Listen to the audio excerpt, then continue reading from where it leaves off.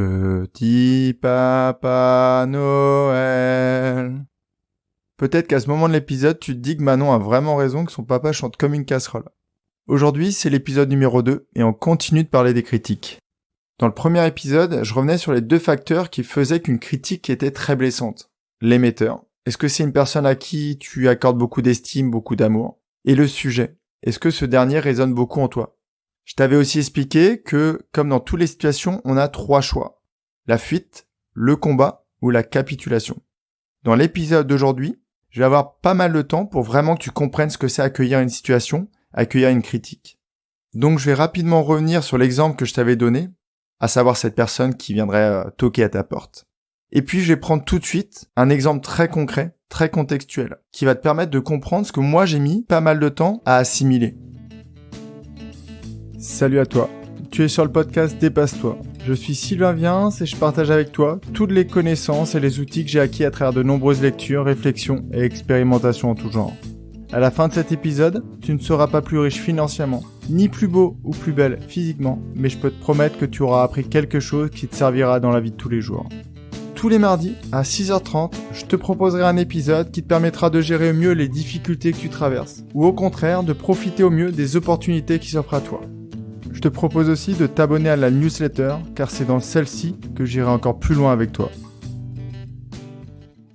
Avant vraiment de me focaliser sur l'accueil et sur l'exemple de Noël, je voulais revenir sur l'image plutôt concrète que je t'ai trouvée la semaine dernière pour t'expliquer déjà ce qu'était l'accueil. Une personne vient toquer à ta porte. Plusieurs choix s'offrent à toi. Le premier, c'est la fuite. Discrètement, tu éteins la lumière, tu n'essayes de plus faire de bruit, en espérant que la personne s'éloigne. C'est pas forcément une situation qui est très agréable, parce que d'une, tu te bloques dans la situation dans laquelle tu es, et surtout, tu attends, mais tu sais pas si la personne est patiente derrière la porte et combien de temps elle va rester. La deuxième solution, c'est le combat. Tu peux décider d'ouvrir la porte et d'incendier la personne, sans savoir ce qu'elle veut. Non mais c'est bon, j'aime pas les gens qui viennent à ma porte et laissez-moi tranquille. Le problème de cette solution, c'est que ça a pu te mettre en colère, et l'agressivité dont tu as fait preuve peut rester en toi. Et donc, comme l'option précédente, tu te sens pas forcément très bien. Et potentiellement, surtout, après, tu peux avoir des remords. Mais pourquoi j'ai réagi comme ça? La troisième option, c'est de la laisser rentrer et de la laisser faire comme si elle était chez elle. Et là, tu es dans la capitulation. C'est-à-dire que tu n'oses même pas lui demander ce qu'elle veut. Si cette personne est bienveillante, tout peut très bien se passer. Malheureusement, si elle est malveillante, la situation devient rapidement aussi inconfortable. La quatrième option, c'est l'accueil. Consciemment, tu décides d'ouvrir la porte et de lui demander tout simplement « Qu'est-ce que vous voulez ?» Bien sûr, encore une fois, une des 3 options peut être préférable. Si jamais tu observes par l'œil de bœuf et que tu vois que cette personne, cet étranger détient une arme, forcément, la fuite c'est la meilleure solution. Et tu peux même y rajouter un petit appel à la police. Mais on va partir du principe que la personne en face de nous, elle est bienveillante et elle veut quelque chose. Ou elle veut peut-être nous proposer quelque chose d'hyper intéressant pour nous, quelque chose qui permettrait potentiellement d'améliorer notre vie, mais ça on ne le sait pas. Et pour le savoir, faut lui poser la question. Je trouve que cet exemple est plutôt clair, et je pense que tu as déjà saisi la différence entre les 3 comportements de base qu'adoptent 95% de la population, et ce que tu peux adopter quand tu es dans la conscience ou dans la présence. Maintenant, je vais prendre un exemple concret. Ce soir, c'est le réveillon de Noël. On va tous se distribuer des cadeaux. Tu as acheté un cadeau à un de tes proches à qui tu tiens beaucoup. Ce dernier t'avait demandé un objet A. Et toi, vu que tu l'aimes beaucoup, t'as beaucoup d'estime, tu veux absolument lui faire plaisir, tu décides de lui offrir un objet B. D'après toi, c'est l'objet A en amélioré. Il coûte un peu plus cher que l'objet A, et donc tu penses, on va dire que c'est un objet digital, qu'il a plus d'options. Et donc que si l'objet A faisait plaisir à ton ami, l'objet B va lui faire encore plus plaisir. Comme tu sais le faire, tu vas te projeter. Quand tu te projettes, tu n'es plus en pleine présence. C'est-à-dire que tu imagines la situation dans laquelle tu vas te retrouver quand il va ouvrir son cadeau. Sans être magicien, je peux donc imaginer que tu vas lui tendre l'objet. Il va l'ouvrir, il va avoir un grand sourire, ou elle va avoir un grand sourire, et elle va t'exprimer une grande dose d'amour, une grande dose de reconnaissance. Et toi, ça va te mettre dans un état euphorique. Ça, c'est ce qu'on suppose. Rappelle-toi, un des accords Toltec ne fait pas de supposition. Pour pas ne faire de supposition, faut rester dans le moment présent. Tu as fait de ton mieux, tu as acheté un cadeau qu'il te semble être le meilleur pour ton ami. On est le jour J, on est aujourd'hui, C'est le soir de Noël. Donc les enfants ouvrent le cadeau que le gentil Père Noël leur a offert. Je sais que potentiellement tu peux écouter ce podcast avec ton enfant dans la voiture. Tu vas vers la personne à qui tu as décidé d'offrir ce cadeau.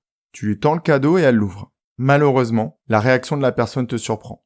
Elle ne réagit pas du tout comme tu l'attendais et te dit « ce n'est pas ce que je t'avais demandé ». Et là, c'est la catastrophe. Ni une ni deux, cette magnifique soirée se transforme en vrai désastre. Mais comment a-t-il pu me dire ça ? Elle ne se rend pas compte que j'ai mis énormément d'argent et que je voulais lui faire plaisir. Tu vas peut-être te sentir vexé, trahi, mal aimé. Et là, tu peux choisir une des 3 options qu'on a déjà vues ensemble.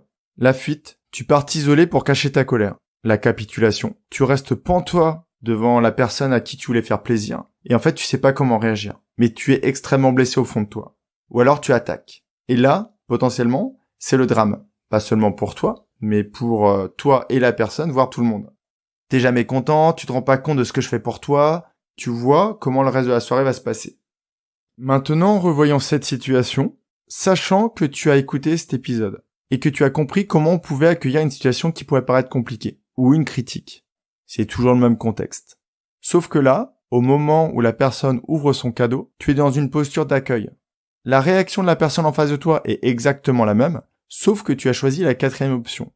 Tu vas l'écouter attentivement, sans la couper, ou sans le couper, et surtout sans émettre de jugement sur sa réaction. Peut-être que la personne en face de toi va avoir des paroles blessantes, mais il faut que tu arrives à accueillir ces paroles sans partir dans tes pensées. Dans la situation précédente, ce sont tes pensées qui t'ont fait dire « mais t'es jamais contente, mais tu n'es jamais reconnaissante, tu ne te rends pas compte de tout ce que je fais pour toi ». Là, au lieu de partir dans tes pensées, tu ne fais qu'accueillir ces paroles. Tu ne juges pas. Tu te rends compte donc qu'il émet un mécontentement ou qu'elle émet un mécontentement, et toi, tu vas ressentir, vu que tu es dans le moment, tu vas ressentir ce que ça te fait. Ça va peut-être être de la déception, de la colère, de la tristesse. Contrairement donc à la situation d'avant, maintenant tu sais l'émotion que tu ressens, et tu ne laisses pas ton cerveau limbique surréagir et dire des paroles que potentiellement tu vas regretter très rapidement. Là, l'idée donc c'est d'être dans une posture d'écoute, d'une posture empathique. Empathique, c'est de se mettre à la place de la personne, essayer de se dissocier et se dire « Ok, pourquoi elle a réagi comme ça ?» Ça peut être de la colère, ça peut être de la rancœur vis-à-vis d'une autre situation. Comme je le disais dans l'épisode précédent, tu peux exprimer ce que tu ressens. Tu peux lui dire que t'as pris l'objet B parce que tu pensais qu'il était supérieur à l'objet A. Cette posture d'accueil te permet de faire une petite pause, de pas partir dans tes pensées, de pas partir dans des paroles que tu vas regretter. Et ça te permet d'analyser la situation. Et après, tu peux te poser les questions. Donc, est-elle stressée? Est-elle fatiguée? Pourquoi cet objet ne lui convient pas? Tu peux la rassurer sur le fait que tu vas pouvoir échanger l'objet, par exemple, si c'est possible. Logiquement, cette posture d'écoute, d'accueil, va te permettre de désamorcer la situation qui aurait pu être très compliquée. Je le dis souvent, je ne suis pas magicien. Par contre, j'ai une empathie qui est très développée. Et je peux imaginer que toi, tu puisses lever les yeux au ciel en te disant « Ok, et les marmottes, elles emballent le chocolat. » Encore une fois, c'est ton choix. Tu peux te dire, sa réaction elle est complètement pourrie et je vais lui la faire payer. Mais au final, qui va payer les pots cassés? Toi, tu vas être en colère, ça va te gâcher la soirée. Pense à tous les dommages collatéraux que ça peut créer. Tes enfants qui sont en train de découvrir leurs cadeaux, tes parents, tes beaux-parents, tes amis, tes cousins. Accueillir, ce n'est pas prendre sur soi, ce n'est pas accepter et capituler, c'est accueillir tout simplement. C'est ne pas émettre de jugement et essayer de comprendre pourquoi la situation a dérapé. Donc si tu préfères te dire « mais moi je me laisse pas traiter comme une chaussette », si quelqu'un me fait ça, bah moi je fais ça et je continuerai à le faire. Et il n'y a aucun problème. Et je peux comprendre. Je t'ai souvent parlé de l'ego, il n'aime pas perdre son pouvoir. Et quand tu fais ce genre d'exercice, tu lui en fais perdre. Si tu penses que la meilleure solution, c'est de traiter l'autre ou la personne en face de toi de tous les noms d'oiseaux qui te passent par l'esprit, c'est beaucoup plus simple. Mais quand tu fais ça, tu renforces ce petit loup noir, ce petit juge, cet ego que tu as au fond de toi. Donc maintenant que tu as compris comment on accueille une situation, je vais revenir sur le sujet principal des critiques et comment on peut utiliser ces critiques pour grandir. Il y a 2 situations. La critique est justifiée ou elle ne l'est pas. Et à partir de ce constat, tu vas pouvoir choisir 2 chemins différents.